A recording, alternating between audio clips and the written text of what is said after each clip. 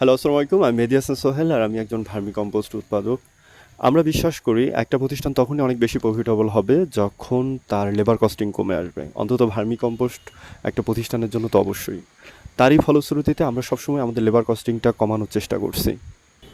Vermi কম্পোস্টে সবচাইতে সময় সাপেক্ষ কাজ হচ্ছে কেঁচো থেকে সারটা আলাদা করে নেওয়া এবং এটা খুবই জটিল।